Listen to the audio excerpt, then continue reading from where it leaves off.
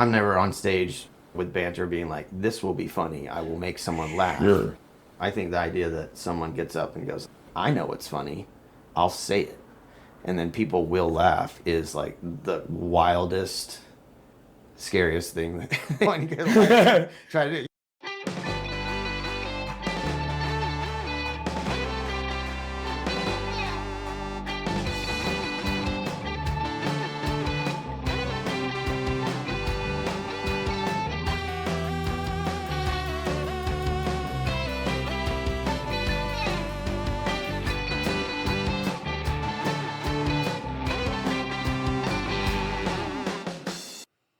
Welcome to Overeducated and Underemployed.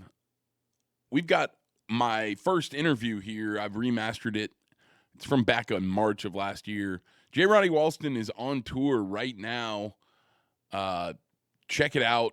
Buy tickets. He's got a great new band together.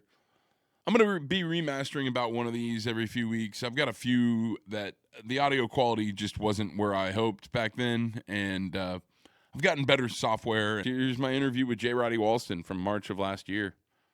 All right, I'm here with J Roddy Walston. Full disclosure, I'm a fan, and he played in my house last night. We're going to just be talking about the house show tours that he's doing right now. And with that, hey, Roddy, how you doing, man? I'm good, man. I'm good. I gotta let you know, I'm also a big fan of mine, so. That's good. That's good, man. Let's just start. Like, what was the first, like, musician that you loved? Ooh. First musician I loved. I very much remember two moments that I heard something and I was like, I wasn't even like, I was a kid, but in Ferris Bueller's Day Off when he was in the parade and they were singing, he was lip syncing to the Beatles, but it's the Shake It Up Baby or whatever, and it's one of those recordings where John Lennon's sick and his voice just sounds destroyed, and I was like, I want to sound like that. So I didn't even know what I was listening to, but it was just like, ooh. And then in the same way, seeing Jailhouse Rock and Elvis like playing it, I was just like, I didn't really care about the visuals as much as just like the way his voice sounded. I was just like, this is so cool. In a more like actually knew what I was listening to kind of way. Yeah. I found a box of records in my house, and I have no idea whose records they were because it was not my parents, and I don't know. And it was the first 3 U2 records, Aerosmith, Toys in the Attic, and sorry about that. I thought I had this thing. All great. Aerosmith, Toys in the Attic, and no, that was the box of records, and so that kind of like really just flipped my lid because at that point all I'd ever really listened to was like church stuff or music that was in movies or whatever. And then the first CDs I bought was DJ Jazzy Jeff and the Fresh Prince, like that first record. Yeah. Same day bought that, REM Automatic for the People, and those 2 records were a lot of the early 90s stuff for me. And then a year or so after that, my brother brought home Nevermind, and it was just like, this is so dangerous. We're going to get in trouble. Just the way it sounded. And then in that same world, like the Wayne's World soundtrack, strangely, like really was, that movie just was everything to me and my friends when it came out. And so the soundtrack was, like, we were putting it on to feel something from the movie, but then it was like, oh, this kind of really turned me on to a lot of different stuff. So I don't know. That's interesting. The Wayne's World soundtrack is an interesting, there's a cool story behind that too. They were really fighting for Alice Cooper to play School's Out for Summer, like in the movie. And they had a new album coming out. Yeah. And the label was like Frankenstein. Yeah. The label was like, no, you got to play the new album. You got to play the new song.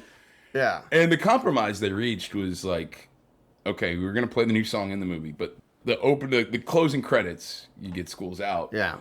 And Mike Myers said it turned out like fine because that's all anybody remembers anyway. Yeah. I think it's crazy that Twist and Shout was one of the first songs that ever grabbed you.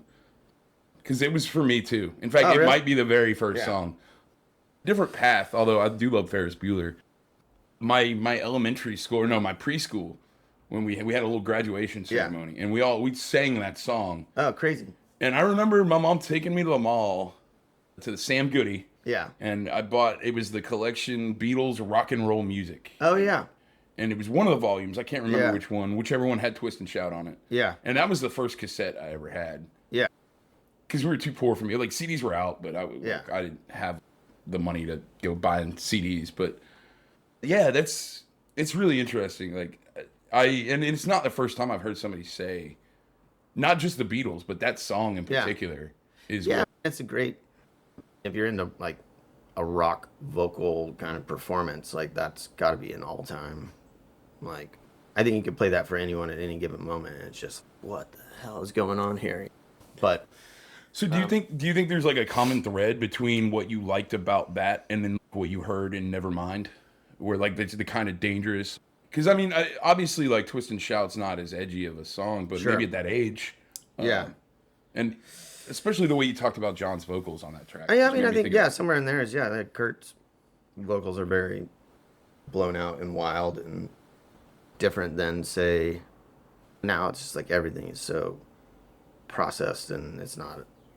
Most people, you're not hearing like a singular performance or even maybe the best of two takes put together or something like that. Yeah, I mean, I'm definitely like drawn to vocals and the wildness in those vocals, or someone being able to like really bring it down and suck you in a different way. But yeah, also when you're young, you're just like you're still open to everything usually. Yeah, But everybody's an artist when they're a toddler, right? Yeah, there's no rules, and you just kind of like what you like, and yeah, so it was as wild to me to get the Fresh Prince record, and I was terrified of Nightmare on My Street. Do you feel like that's like pretty representative of the diversity in the music that you still listen to, or because those are other ends of the spectrum? It's odd and weird.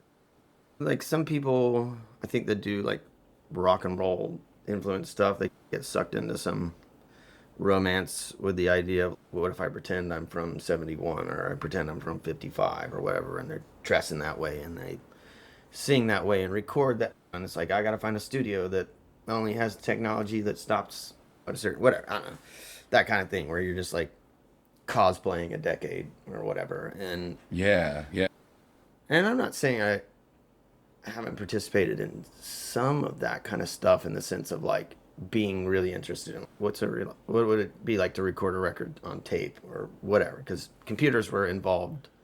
I had 4-track cassette recorders, but pretty quickly after that a friend of mine got a very early, like the first affordable version of being able to record on a computer at home. I've been dealing with that kind of technology since early on. But the thing for me, generally speaking, is I like all the stuff that I've heard as far as past things, but like I still am recognizing that I live right now. So I don't necessarily want to make a record where someone's, oh, this guy's a contemporary of the Beatles or something. It's like I did listen to Whitney Houston when my sister was Jim. That influenced me. Like I thought Michael Jackson was a rock and roll singer. I didn't necessarily. I was like, because I was growing up when he was doing like Bad and Thriller, and that stuff was. Yeah, I mean, I was like, that's crazy that he and Alvin and the Chipmunks sing a lot. It's Van Halen playing guitar on that. Yeah. And again, great. Michael Jackson when he's singing aggressively it's amazing. It's insane. Yeah, so I generally try to. I'm not like trying to jam every genre and every decade and everything that's ever happened in the same song, but I don't go, oh, I can't do that. That's too 97 or 2025 or what. So it doesn't really, you don't make it be the reason you do or don't do something. Right. There's certain things that, unless I can find a really artistic songs about like cell phones or something, I don't like, there's certain words or very time specific things that I tend to avoid for a reason, like lyrically. Yeah. It's interesting though, the converse of that is like so many like movie plots are now obsolete because of the invention of cell phones. It's this would have, if they just had a beeper. Yeah. And this movie would be over. Yeah. But okay, so what made you realize that music is what you were going to do with your life, or at least that you were going to try it? Yeah. Because what was the transition from consumer to producer? Pretty much from early on, I was like, one of my earliest memories was like writing a little, as like a 7-year-old, like being like, blah, blah, blah, blah, blah, like a little rhyme. I know that the rhyme was strife and life. And I like walked up to my mom and like sang it to her, and she was just kind of, huh. Like, why are you saying strife? Do you even know what that means? But so I, pretty early on was like writing. Didn't know how songs worked at all. I just would write words down. But in my head, it was like, and then when I start writing songs, I'll already have all these words or something, or at least know how to put them together. Honestly, the year that Kurt Cobain died, the talent show at our school, they were like, because it was like days later, and they're like, no bands, whatever, can play Nirvana songs, but none of the teachers knew Nirvana songs, so everybody played Nirvana songs and just said that they wrote them, and then I every love band that. got up and like, Great. smashed their gear and stuff, and I didn't sound great. No, maybe it was in 8th grade. Whatever the case, I looked over at my best friend. I was like, "Dude, we have to start a band right now." The coach was like crying because like hi hats were going like into the wood of the gym floor and stuff. And, like one kid smashed a brand new guitar, and he was as soon as he did, he was like, "My dad's gonna kill me." And he like ran away for a week, and I was just like, "This is the best thing I have ever seen." So that was probably the moment that it was It like, "All really right, spread like wildfire like that, yeah, huh? yeah." It was just like, "Let's go!" Like this is happening. Also, it was wild to observe that moment where even the cool kids were weird for 1 or 2 years. Oh, longer hair, tie dyes. They're telling teachers to suck it. But then all of a sudden, like the thing flipped, and they were like, "Actually, I'm a quarterback. Let's get rapey or what." I don't know. Yeah, Like, yeah, yeah, um, yeah. but Just right back into their old. yeah, but it was a cool little The girls like peer into Nirvana, the window so of, like what if the world was completely like wild and weird, and then it's, nah, dog, I'm trying to make money or whatever. My dad's a lawyer. Let's get real. But yeah, it was a weird, cool little moment to live through for sure. And then when did you realize like you could make this your living or your life or at least something that you continue to do? And I know that hasn't always been the case, but Yeah, when did you realize I'm gonna try and make this my thing and not yeah. whatever else? So I was in. So after that point, it started all like high school, junior high, whatever kind of bands, and I think to whatever level I was in a lot of ways the driving force in those bands. But it was also very that young, we're all in it together thing. And but within that, we were like the writing was really democratic, or kind of anybody that brought anything, it got to go in. And then, but inevitably, some version of the band would break up or someone would quit, and then you were like left with this. Oh, we have this like 18-minute long song, but the third section, blah blah blah, wrote, and they quit. Do we get rid of their section? Can we play the? I don't know. So I had some moment where like I was like, I'm gonna start writing just a song from the front to the end, because I basically ever been in bands that like, unless the whole band was in the room, you couldn't play through the whole song, or you were like blah blah blah blah. But then hear this like explaining people like that it would be better if you could hear the whole thing, or we can't play this section because it's on a theremin or something. I don't know. And so I was like, I'm gonna sit down and start writing a song from like front to back that potentially either on a piano or guitar I could just play for you. And so I'd kind of like gone way out into the wildness and weirdness before I ever really learned how to write a song. But then I don't know. So yeah, all of a sudden I had the ability to play a song all the way through, and people were like, I'm into that. And then it's pretty powerful to get positive reinforcement towards the front end of something, because you're like, is this just for me?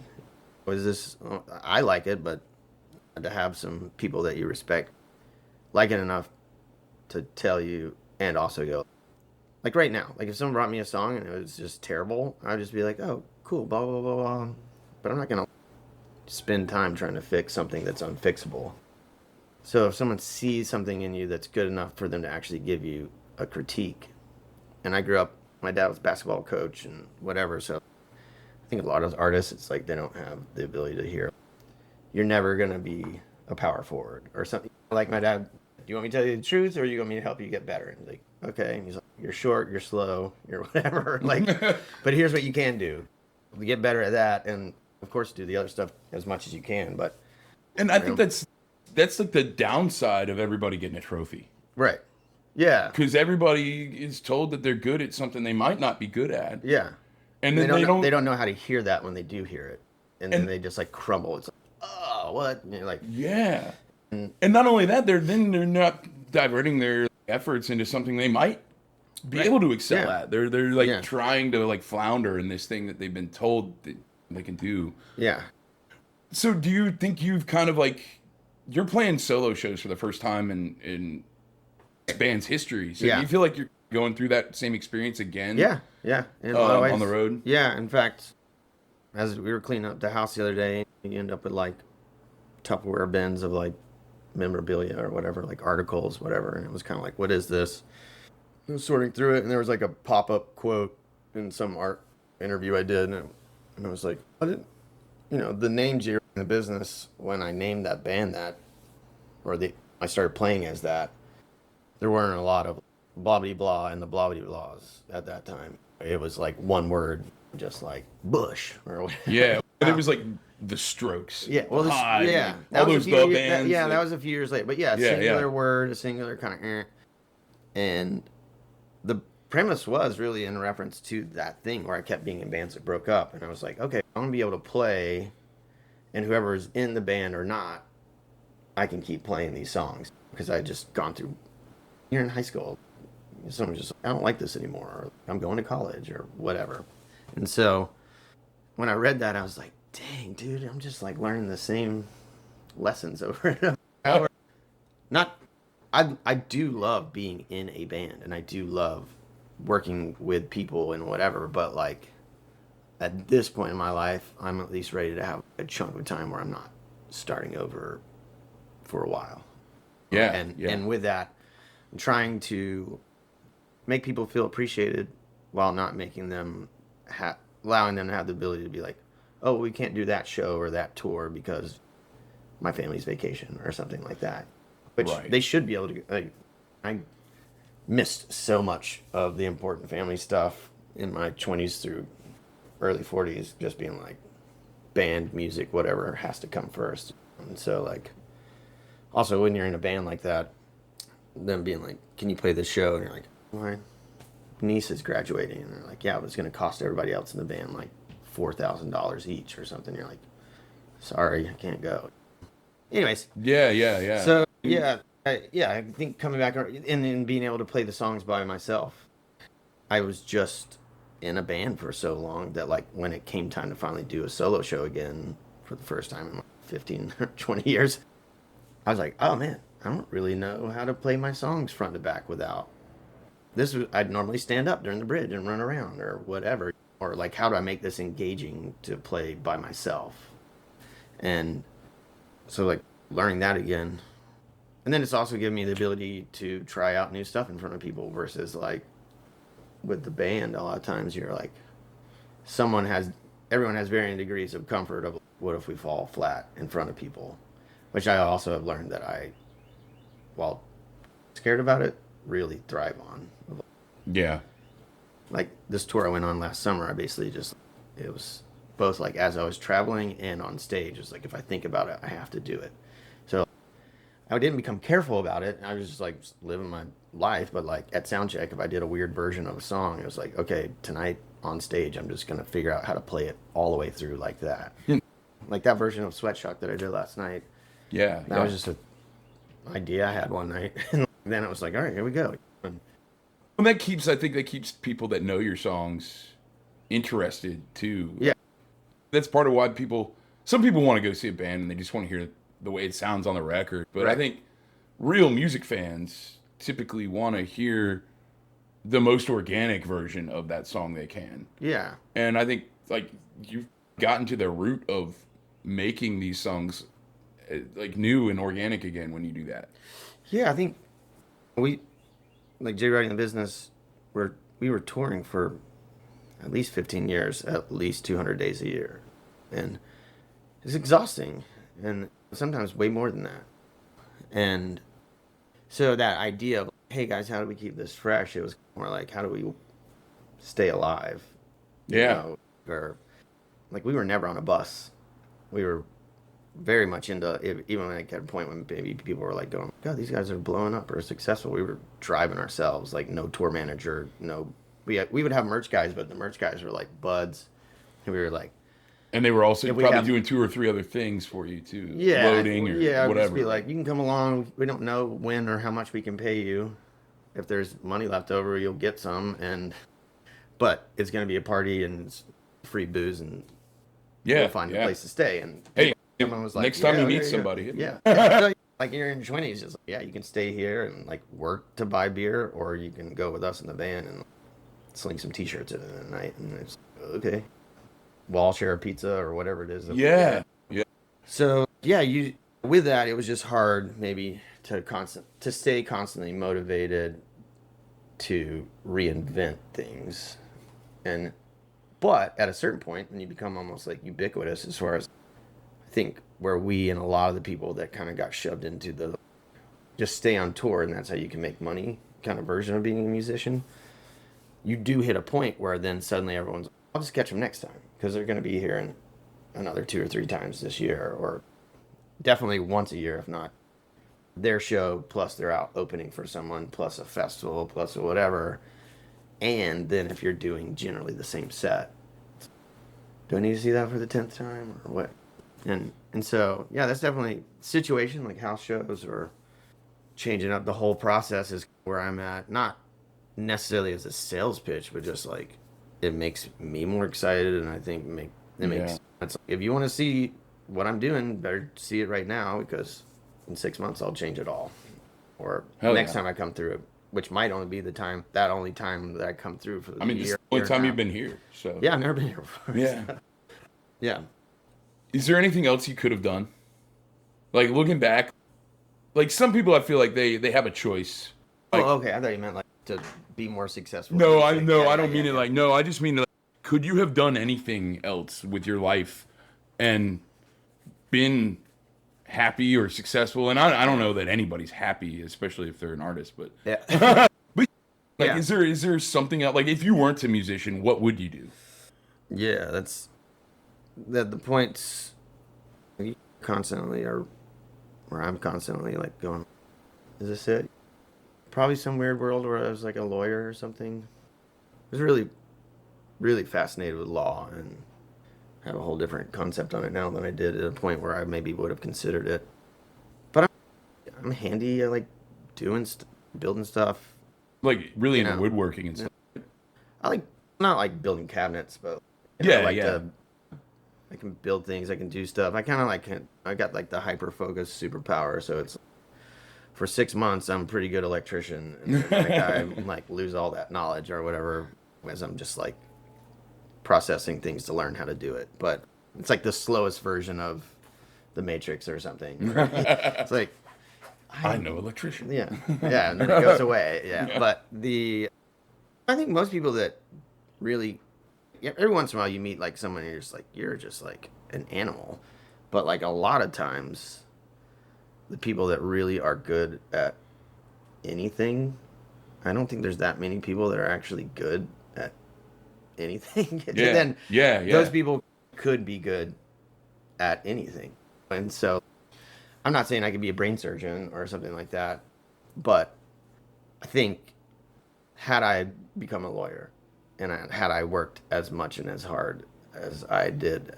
and have and still do at music, I would I'd be a partner. You know what I mean? But isn't the real question, could you have worked as hard at that as you do something that is... I'm generally unemployable. So I guess the answer probably is no. But because I was always the guy that at my regular job, I was never like trying to become the boss. I don't know. I never really jumped in and said, let me just blow these guys away. I as a teenager. It was like, first of all, you're an idiot. Like, the regional manager of Schlotsky's Deli is not the sharpest knife in the drawer. And then also your parents own the business, so we all know why. Yeah. Like, Yeah. and then, but I was just, yeah, definitely just the guy that's, I'm just going to keep my head down. I'm not trying to, like, I don't want to make this the most profitable McDonald's in the country. I don't care. This place sucks. Most of the people in here suck. I almost never told people that I go by Rod or Roddy when I had a job. Almost all my bosses called me Jonathan because I did not care to even pretend like this was going to be a place I cared about, or that it was like, this is to get some money to go over here and actually do the thing that I do. I was never the, I love you, corporate America. Probably the answer is no. I would have sucked, and generally have sucked at being an employee. It was kind of like, money's not real. This place isn't real. Like, I don't care about it. Yeah. I think what you said is interesting. Like, the people that are good at something could probably be good at a lot of things. But I think the motivation to do that is really the difference between, like, you have a different perspective on the law now. Like, you might, if you had become a lawyer and you still gained that new perspective, and I don't necessarily know what that is, but you might end up regretting being a lawyer. Yeah. Whereas I feel like if you're I an regret artist, being a musician. No, no, I mean, there's moments that actually that leads me to something I wanted to talk about. I mean, there was a time where you wanted to call it quits, right. There's been quite a few times, probably. Yeah, but there was a pretty recent time, and about a year ago, and what, I guess two things. Like, one is like the realization that you probably can't do anything else. Is that part of what brought you back to it? A little bit of that. And also, like, what kind of caused that to begin with? Is it the same kind of things that you've always dealt with, or was there something new? I think it was the culmination of whatever led to J Roddy and the business ending straight into COVID, because the last business show was Thanksgiving 2019. Yeah. So straight into COVID, which was wild. And then, like, inside of that, especially with the landscape of the way musicians make their money these days. Like, and even that sort of thing that the music industry really pushed on probably my crew of people for the first time of, don't worry if everyone's stealing your music, they'll become your fans and you can sell them tickets and whatever. And all of a sudden it was like, oh, what happens when we can't sell them tickets? Yeah. Mike Cooley once said, we're traveling t-shirt salesmen. Yeah. And it's hard to do that if you can't travel. That sentiment actually was one of the final straws for me, of all the way burnt to the end of 2024, 2023, going into 2024, just this, everyone, all these guys, here's how to make your career, blah, blah, blah. You just need to accept that if you're a musician, you're a traveling t-shirt salesman or whatever, you're in the t-shirt business. And I was like, dude, that is not what I want. That's not how I want to go about this. But it kind of was one of those things where I think you have to just keep at it. And the sort of, I heard at some point, it was like, if you want to make it in the music industry, don't quit before you make it in the music industry. Or don't have a plan B, because if you have a plan B, you're absolutely going to take it, which I never really had a viable plan B. And there were a lot of times where it was literally like, if I had a college degree and I could pivot in 1 year, have a specialized something like to like move to, or it would be like, probably would have done it. Don't know that I would have stuck with it or been happy to do it, but I probably would have taken it a few times. And it was just like, I got no option. This is what I got. You know? It doesn't seem like you would ever stop writing songs, though. Yeah, no. There's moments where I had fantasies about, screw it, I'm going to sell everything. I don't touch instruments anymore. And people being like, why don't you do this? Well, they sing a song or something, or do it for yourself, and just being like, no, I'm done with music. So we've talked off of the podcast a little bit about this creative drive or the curiosity that I think plagues a lot of artists, from visual artists to musicians to comedians to How would you get that expression out if you weren't doing music? I don't know. I used to write something like short stories and Mm-hmm. then never really thought I would put them out. And so take a short story and go like, how do I condense this down? That's the folly of the nature of probably like my makeup is like other times when I've been like, maybe I don't want to do music anymore. Maybe I'll become a screenwriter or start writing novels or something. But instead of, I have some practical, normal, let me trade my time for a dollar bill kind of skill set or something like that. So I, I think I've come back down also to when I was saying like, I don't want to be a t-shirt salesman. Part of that was selling t-shirts that I didn't like and having a lot of skin. It would, even more than that, reading that the majority of people that buy records don't have a record player. And like also the majority of people that buy band shirts don't necessarily wear the band shirts. And appreciate the sentiment that it's like they're doing it to support art and artists that they like. But I was like really turned off by the idea. I was like, so I'm just making junk that like eventually someone goes, we cleaned the house 5 times. Is it time to get rid of this thing? My stuff's just more stuff for the storage unit or something until it finally Yeah, goes in the landfill. I see what you mean. And Yeah. then like on top of that though, as an artist, to make enough to take on tour, you're putting a lot of skin in the game up front. And at any given point, people can just be like, "Yeah, I don't want to buy that," or whatever. You're like Right. stuck with this stuff.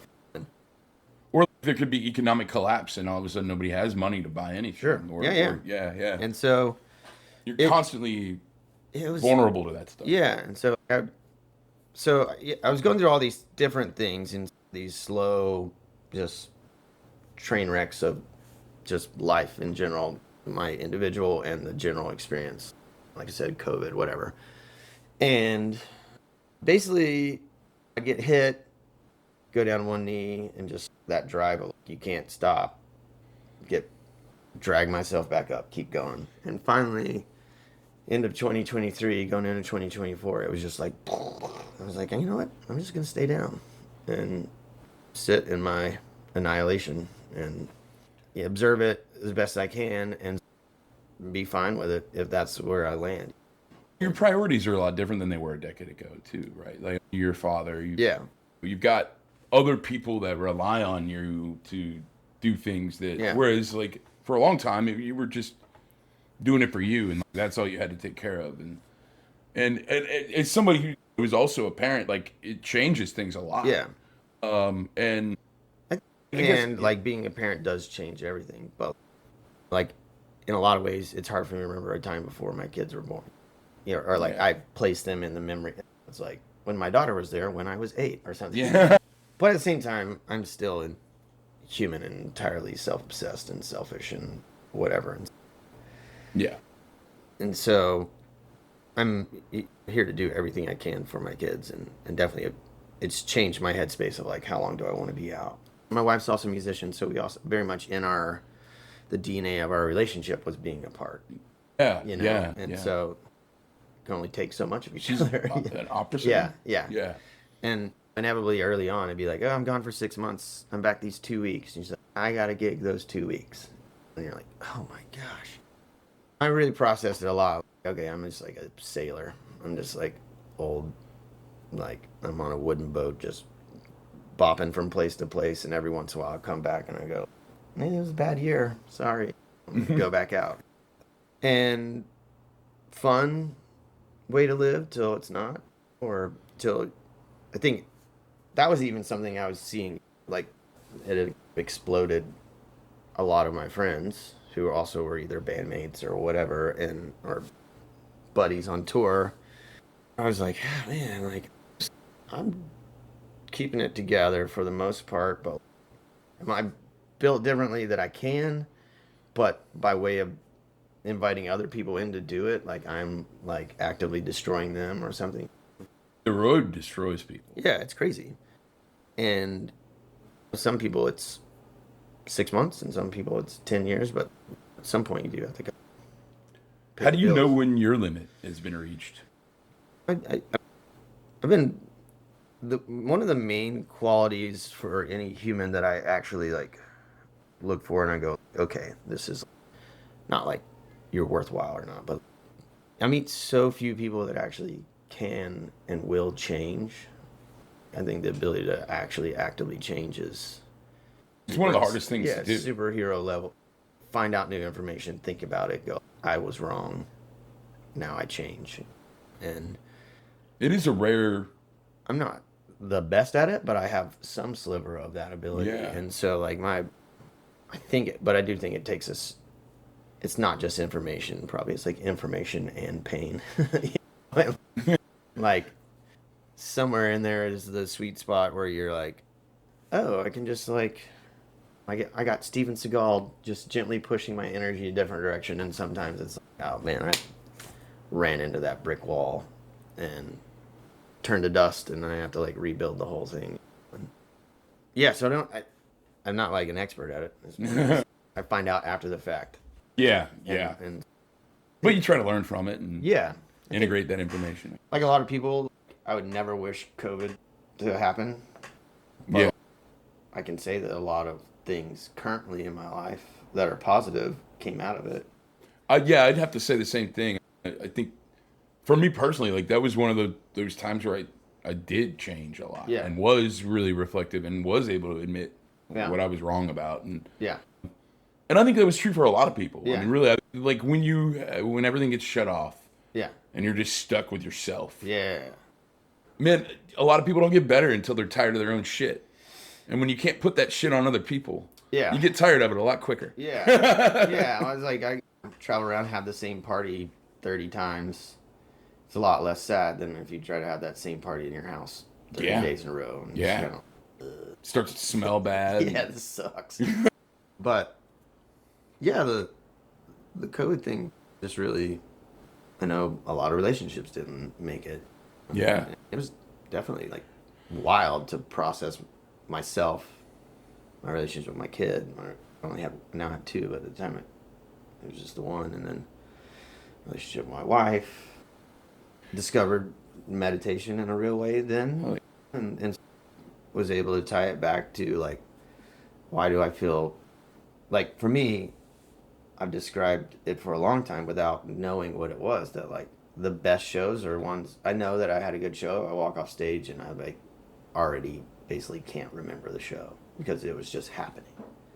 But you were like truly present. Yeah. Just, whatever was happening, and not that I didn't make mistakes or do something bad. I feel like you had a moment like that last night. It was during Wanting. Yeah. During the Wanting. Yeah. You were like, afterward, you were like, I was so lost in it that I don't lost. even know if I played the right chords. Yeah. I know after the fact I stumbled through some chords, but it was like one of the first times I've really felt the weight of the song in the way I did kind of initially writing it.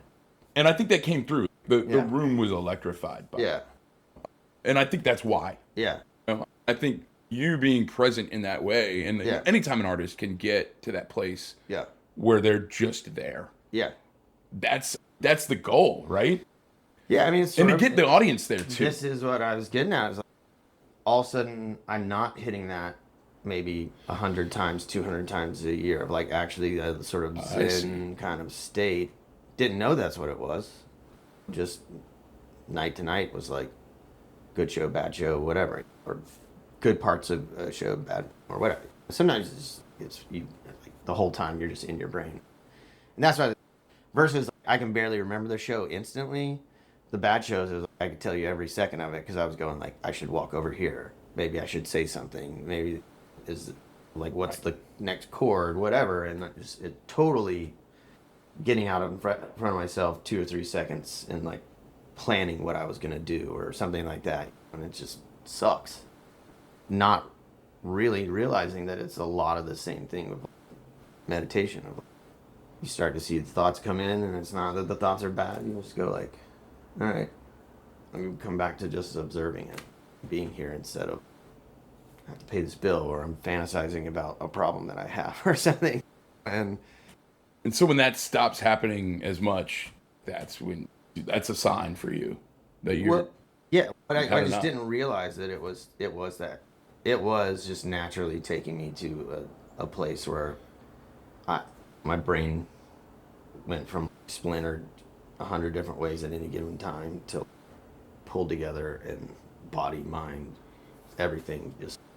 It's weird to describe one of those shows as calm, but whew, instead of, like I said, The lack of chaos. Did I pay that bill? Like bad moments in shows, I'm literally like having 17 conversations in my head at the same time where I messed up last night on this part.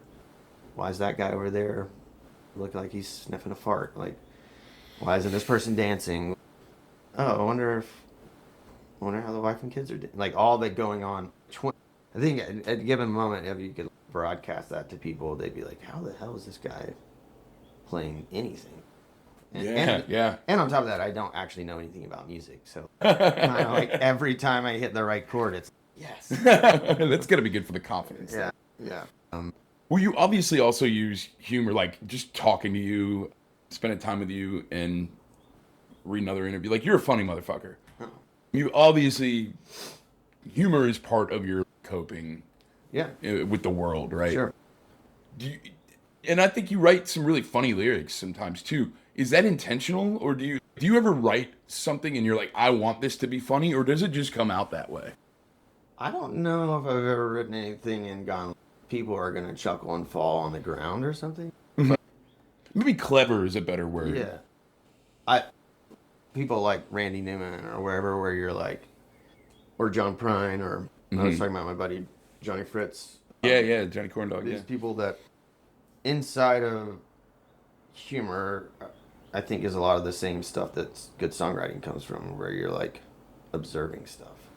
And you can say it plainly, and sometimes that's powerful, and then sometimes you can say it in a humorous way. Or growing up in church, it would be like my favorite people were the people that like a lot of times got discounted because they were clever and funny, but they could kind of, I do it a lot in the solo show where it's like tell a stupid story and then drop a heavy song. Yeah. So everybody's giggling, and then all of a sudden they're like, whoa, what? And I guess it's dynamics. I don't know, but you have.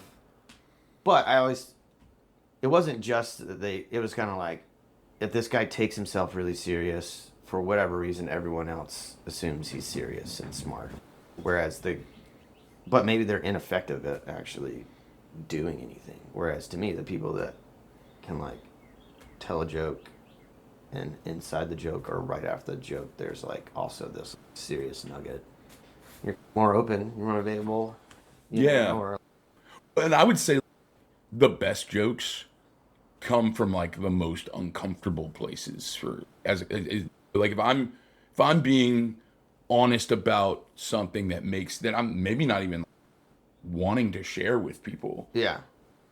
Finding a way to share that in a way that I'm ultimately comfortable with, those are usually the best jokes. Yeah. And probably the best songs too, I would think. Where it's like you're like hesitant to put these ideas out there. Yeah. Do you know that concept of that laughter is like an inch off the mark of a fear response? Yeah. And what are we afraid of? Things that either we don't know or we weren't expecting.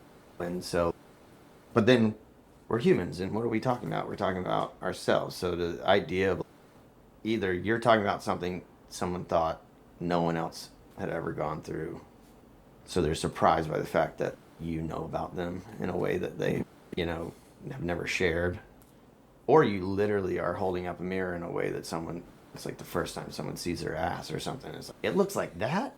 Yeah. And in there you're like you potentially also like people.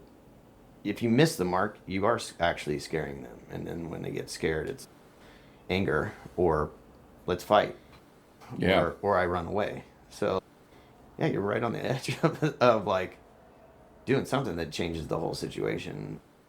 Also, I just think the idea of I'm never on stage with banter being like, this will be funny, I will make someone laugh. Sure.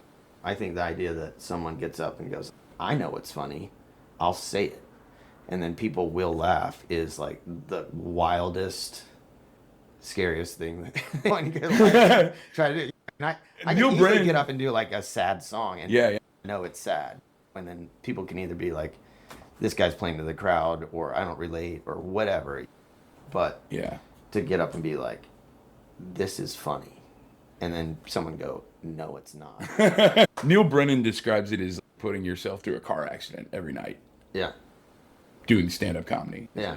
Which have you ever wanted to do stand-up comedy? Like, is that ever something that ever crossed your mind? When I was young, it was basically like music, outdoor stuff, and comedy. So me and my buds I never was like, and so we did like bits early on, like VHS or whatever camcorder stuff we had. We'd write ridiculous things and I don't know, make a right turn instead of a left turn, butterfly effect stuff.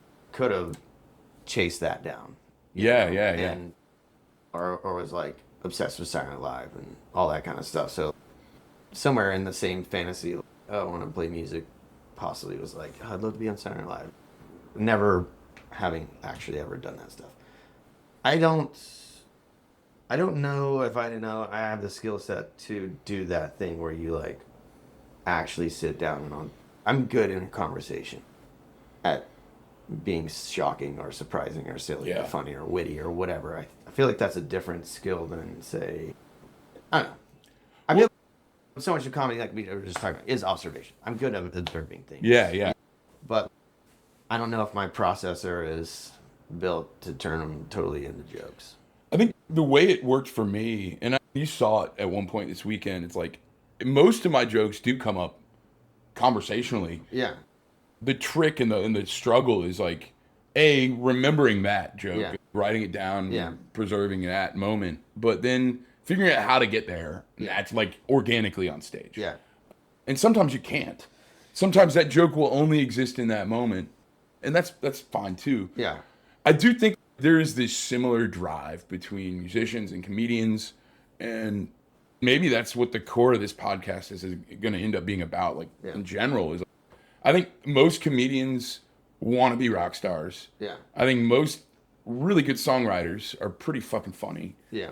And I think you're right. Like the observational, and not even just being an observation, like observing yourself too, not just the outside, but there's something it's the same fire. And as someone who felt like they belonged in this world for years and years and years and never, I can't play guitar. I can't sing more than like a couple of karaoke songs. Yeah. But I always felt like this is where I belong. Yeah. And I think that's what happens with comedians is like they like feel like they don't belong anywhere except this one place that they don't even necessarily have talent. Yeah. And then they go crazy. And then they start making jokes about it and they finally become but I also think comedians and bands are hanging out like all like they're just like they're cut from the same cloth. Yeah. I think it is potentially very similar, or it is the same people, or it is maybe somebody who just gets their kicks punishing themselves a different way. Or and like, some songwriters can't sing, and that never stopped them. Yeah. Some comedians are not funny, and they are very successful. That actually brings me, and I know you got to get on the road here, so we're going to wrap this up here in a minute, but I think the thing that's unique about comedy that is maybe not true for any other kind of art is, and it goes back to what you were talking about, it's just a hair off of fear. It's an involuntary response. So I don't think Jeff Dunham is funny. Right. But he's a funny motherfucker. Like, he makes rooms of people laugh. Yeah. And there's something about that is objective in a way that I don't know any other art can be. Like, and I'm interested to see what you think about that. I do think, so, like this thing that I'm doing, the house show thing. On paper, there's another thing that I do that, or if you took a picture of it, looked at the gear I brought, the situation, the whole thing, you'd be like, those are the same thing. But like, for a chunk of money, I will play a private show. And the private show, I don't care if it's you, I don't care if it's you and 100 of your friends. At a certain point, the price will change because I can bring this and it's loud enough for 50 to 100 people. You're like, I'm going to have a 5,000 person party or something. It'd be like, okay, we got to talk about bigger production stuff or whatever. Yeah. But generally, it would look the same to an outside person. But in one of those scenarios, I'm playing to one person, and 49 of their friends are watching that person watch me.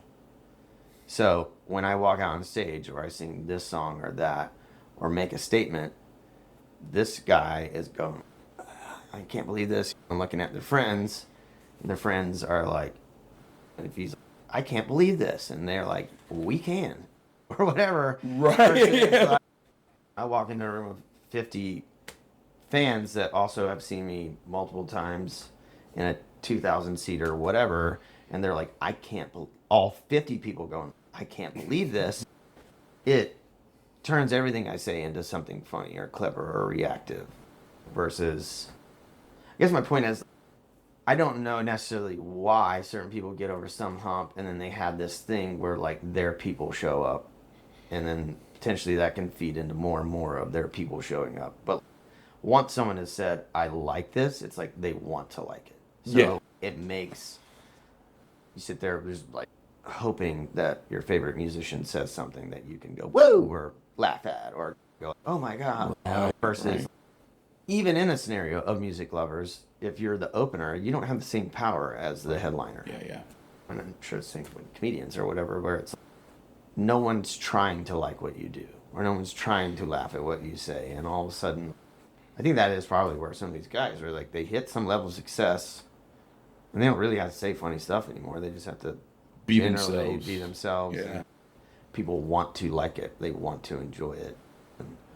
That's interesting. It's, I live in this world where I'm constantly either the most important person in the room to someone.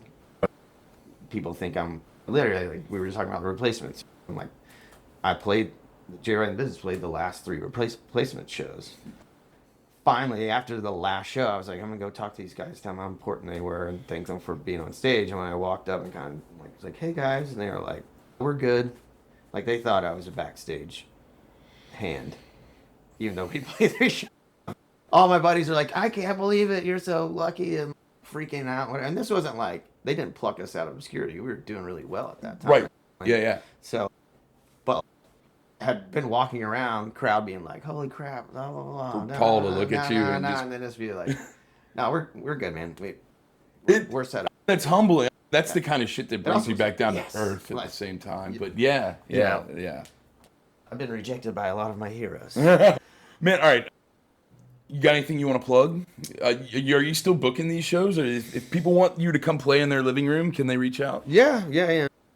This has been like, I was talking about last night, it's been an experiment, and I think there's like a lot of people, like when I said I would do house shows, I got a lot of replies. But it was through social media, and I was like, a guy that was here last night was like, yeah, I was talking to you about a bunch, and then it fell off, and I was like, dude, that's one of the main things I got to figure out is like the communication not being through social media, because I'm chatting with you, and then all of a sudden I post something and it gets like 1,700 likes, and all of a sudden our chat is buried way down this thing versus my email. Where it's and like, you're going to 5 different houses in a month or in a couple of weeks. Yeah. And it's a lot. until it's a lot of you're setup. there and seeing us or meeting with it, like we're all the same kind of... There's a bunch of people that entity were like, I or was whatever. as far down the road as the moment with you, where it was like, okay, boom, let's build the ticket thing, whatever, what's your address? And all of a sudden I was like, okay, brass tacks, let's like get all the info, and then it for real, let's say a number, how many people are you comfortable having in your house? And and I'm sure we had talked about it early on, and it was like, yeah, so I'm shooting for 50, and they're like, oh no, my wife would kill me if there was more than 10 people here. It's like, dude, what are we doing? for so long about this, and so there is.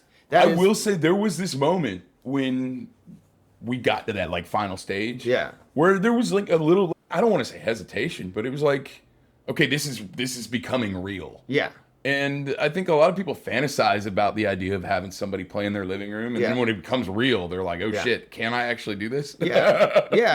And it's so different night to night. You know, I mean, you saw I got here late last night, so I had to blast through that setup in like NASCAR freaking. Everybody was having a blast though, and I think they enjoyed watching you do all your thing too. Yeah, I mean, I guess one more peel back the layers. My buddy Sean, he's an amazing producer. Yeah. He was fascinated by your Yeah. keyboard setup. Oh, cool. You know, Hell yeah. just watching you set it up, he thought it was awesome. So The house show thing, it's been part of it. I don't really have anything to plug, but the thing that I'm experimenting with or trying to mess with is beyond the sort of, I want to do something different. I'm trying to keep myself engaged, and I don't know if entertained is the right way to put it, but if you play the same show and like maybe let's say there's 20 variations of any given kind of setup at a club, but you've also played every club in America like 50 times. It's sad, but you can get to the point where you're just going through the motions, or like on a Tuesday night. It's just like, a job. yeah. And so this is even with, okay, I sold the tickets through the same website. It is at a house, but like every house has been something that was different.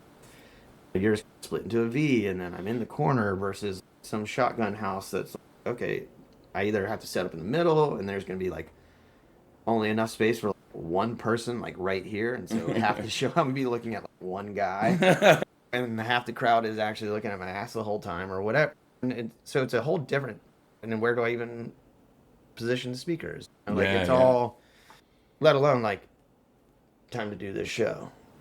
And anyways, so there's the thing that's just for me of, okay, this is making it exciting every time.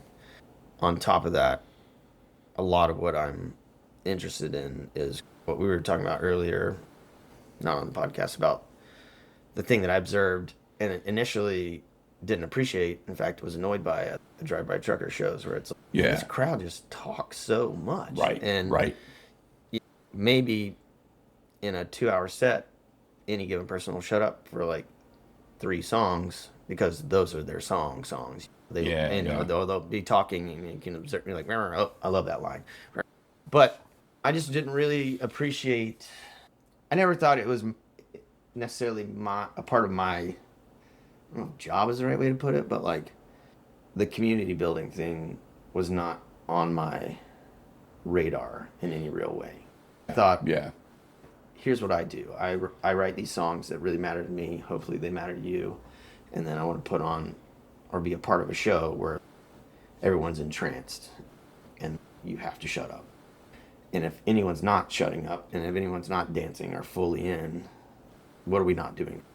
And then people maybe buy the merch, and then they walk out of the building, and then they hopefully talk to their friends about how transformative experience or something they had.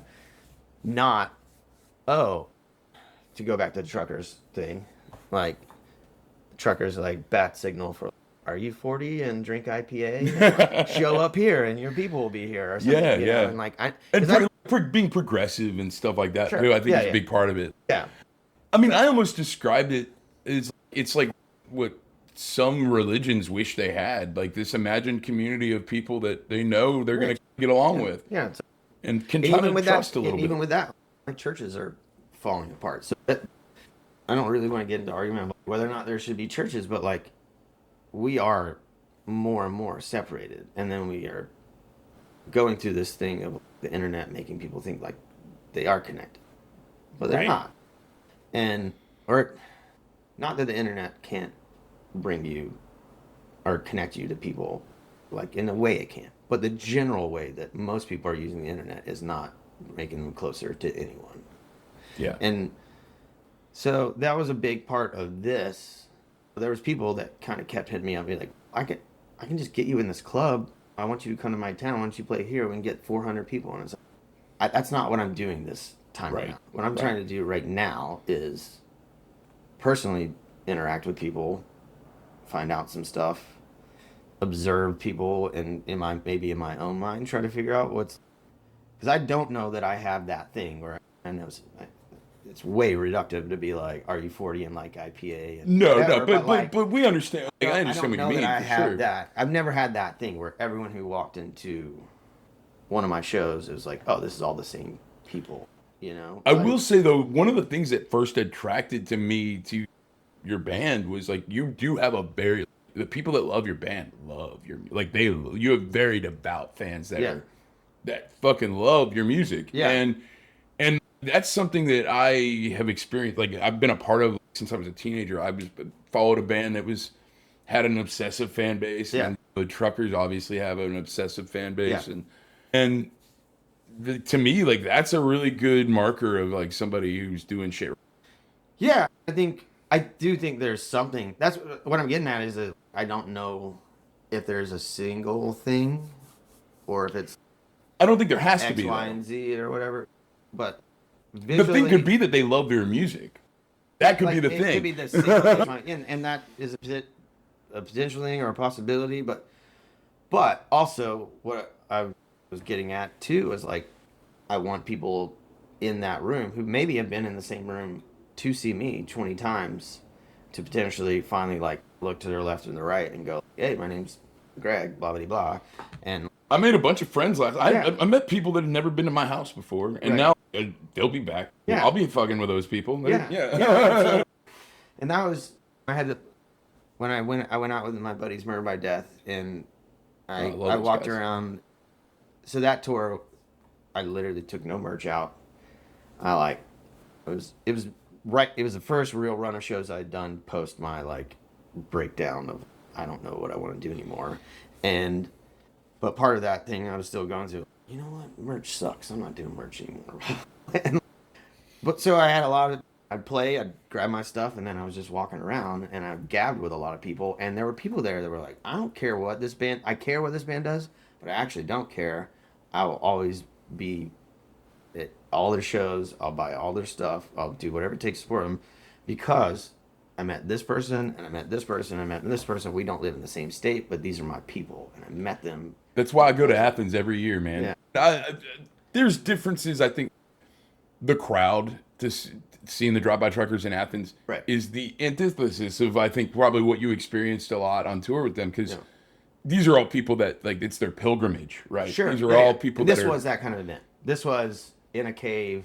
Oh yeah, I'm going to see them in August Yeah. in the caverns, man. Yeah. I'm excited. I've never been there. It's incredible. They let me sleep there that night. That's Like some sort of 80s camp staff. Like they were all drinking and hanging out and whatever. It was like a movie afterwards, and then they locked up and I slept there. And like the band plays, I think, to that crowd in a different way. Like Yeah. their shows are Right. special, but a big part of why we all go there is to see each other. Sure. And this thing, I was like, Adam, because Adam's a really clever dude, and I was like, you're not on the Caverns thing. What's the deal? And he's like, we bought the room. Like, we are the promoter. We went all in. And it's like big. It's expensive to buy the place. And I was like, Yeah, so do you yeah. know where everybody's coming from? Because it's in the middle. No, it's near Nashville, but not Right. totally. And he's like, yeah. And I was like, well, how many people live near this cave? And he's like, oh, it's like 90% people flying in from out of state. Because he could see it. Yeah. And so that crowd was very much, this is one of our big events now. And Yeah. so it was that sort of. I've dreamed of seeing a show there. Yeah, Man. I'm yeah. so excited. And it's a really special place. And it's Yeah, really cool. yeah. And all that really, what I was getting at is like that particular conversation just really hit me where I was just like, man, I don't even know if people, I don't know if there's someone who's, I'll always love what Rod does because I met my wife at a show or whatever. When I go back now, I can think of times where people were like, our first date was at your show or something, or we said let's go on a date, and then I suggested the show, and she was a big fan, and he was a big fan, and that's when we knew. But I never really processed as, so I'm important to you because of this. So, not in a way, I'm not sitting there, I'm hoping people show up and tell me the story of how important I am to them. It's more like, oh, what can I do to like Create those connections. yeah, like really, because Or foster them at least. I know I'm a strange cat, and like I have lots of acquaintances, and I have a few friends, Yeah. you know, but when I find people I connect with, I'm just like, whatever it takes, I'll murder for you or whatever. Yeah. And so the idea of potentially creating a moment where someone, after being literally had this idea, like the first night of the first house show, I walked by and the person was like talking to someone else. Oh, I always see you at the Christmas show. It's like, oh yeah. Like, we get a party bus. Let me get your number. You can be on the party bus. And this is exactly what I wanted to happen. Yeah. I told you earlier today, this made me love my house more. Yeah, that's cool. 'Cause this And house sucks, dude. it does. It's yeah. I've had to do a lot to fucking make me like it. But it's like keeping things. They go to the back of the truckers and something they did recently to keep things fresh. And I think Yeah. because it's almost like the other side of what you're talking about. They're a band that never plays with a set list. I've seen them over 100 times. They've never played the same show Yeah. until they did the Southern Rock Opera tour. Oh. And I saw that tour 4 times. Yeah. That was the first time I've ever seen them play the same show more than once. Oh, yeah. And that was new. That Yeah. was new. Yeah. But then, now that they're not doing it anymore, Yeah. the rest of their catalog, it's like they're in love with it again. Yeah. And this ties back to the thing I was talking about on an episode that you haven't heard yet. I haven't released it, but about these reunion tours and these nostalgia, like Yeah. Flaming Lips doing like Yoshimi, or Yeah. the Truckers doing Southern Rock Opera, or Bright Eyes is on tour right now, Yeah. and I think it's these people are actually revisiting a lot of what you're talking about. Yeah. Like somebody who fucking met at one of your shows, they go back to your show and it's like their memory, like, or like people go to see Bright Eyes because like they fell in love to that band and you know in Hine College or whatever. Yeah. And so I think like you're hitting the nail on the head. First of all, I think if your goal is to do that, then you're accomplishing that. Yeah. Fuck yeah. Thank you. But also, I just think it's interesting how different artists do different, like completely different things. Yeah. Both of them, like their everyday touring, like Yeah. set list, no set list, or Yeah, whatever. And then also, okay, we're gonna go play this album that we've never played all the way Right. through in 20 years, or I'm gonna go play it. I haven't done solo shows. Yeah. In 20 years, I'm gonna go do house shows, and I'm gonna really foster these connections. And I think both of them are doing the same thing Yeah. in different ways. But I think if you're like, you're revisiting something yeah, or building something that isn't necessarily tangible.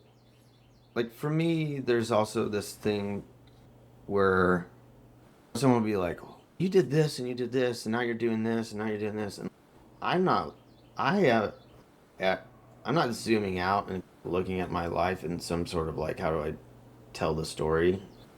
I'm in the middle of it. Yeah. So the high points, the low points, the whatever, that's just that Thursday, that 1 week, that 1 year. Like, it's not like me marking like how close am I to retiring or yeah, like I don't have this like observational measurement, whatever. Like, this is no different than playing some festival, than getting some, or even in the course of like, why did that one record work? It's like there's no reason that record worked. Like, to me, I was never shooting lower. You know?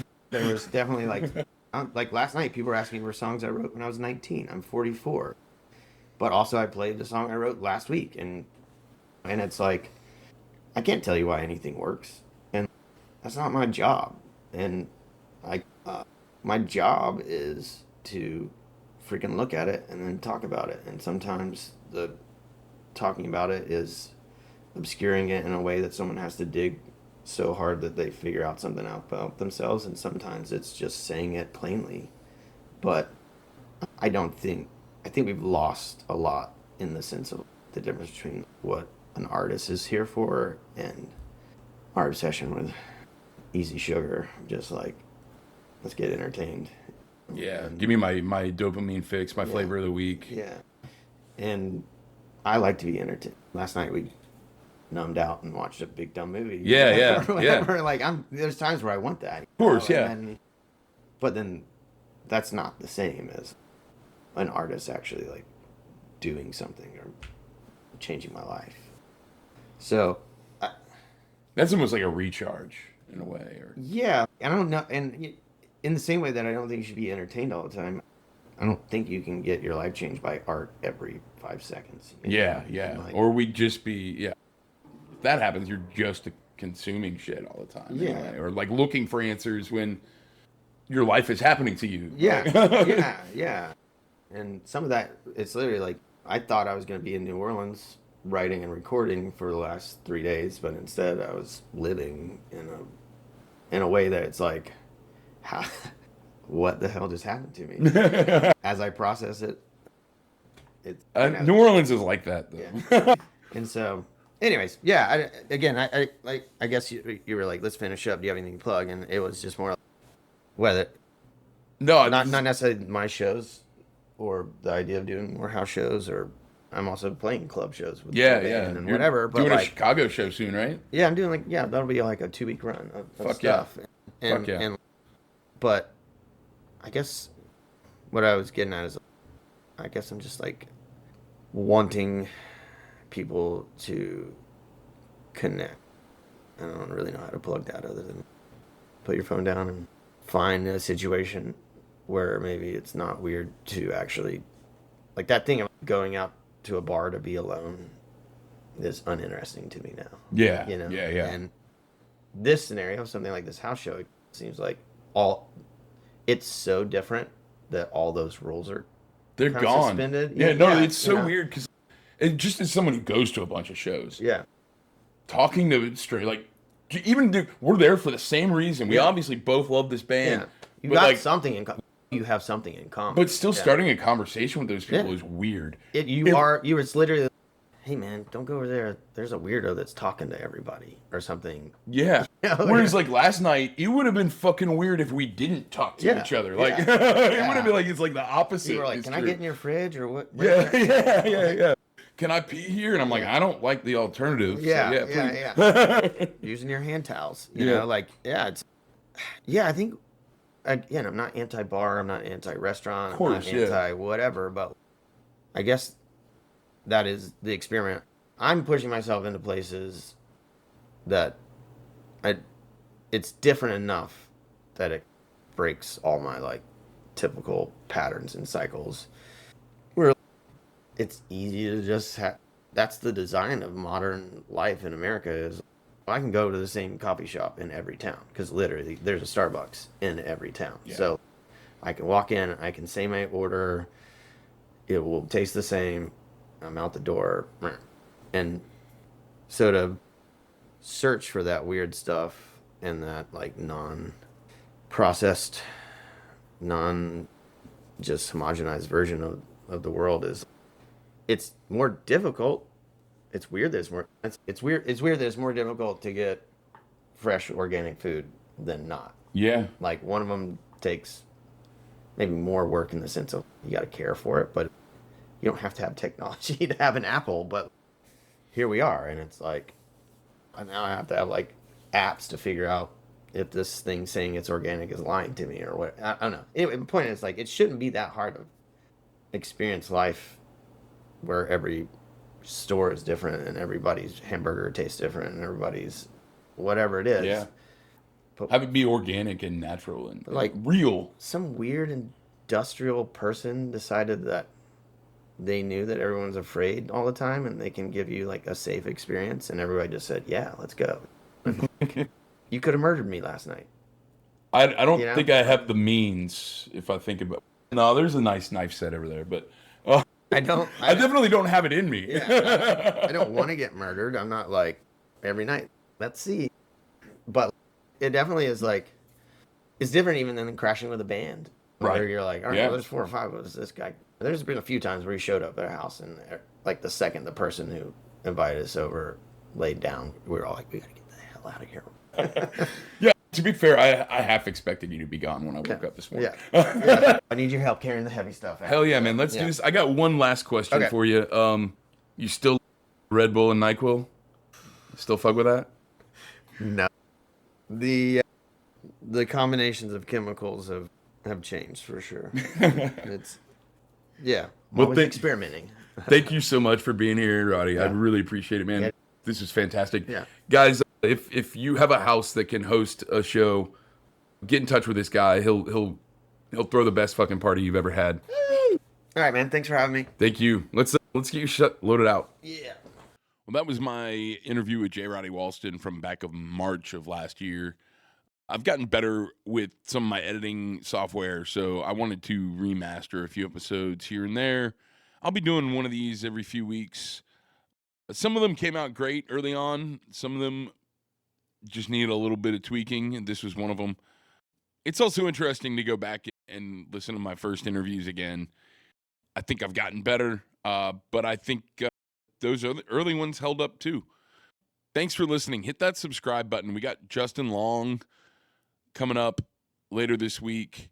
He's from a band I worked with as a kid called New Address when they were local. He's now playing in the Petty Nicks Experience for several years now. He's an artist development instructor. He has been a producer as long as I've known him. So we had a great talk about everything from the old Tallahassee music scene to what he's up to now. So check that episode out. Hit that subscribe button. Check out the Patreon. Help keep this sustainable. Thanks for listening.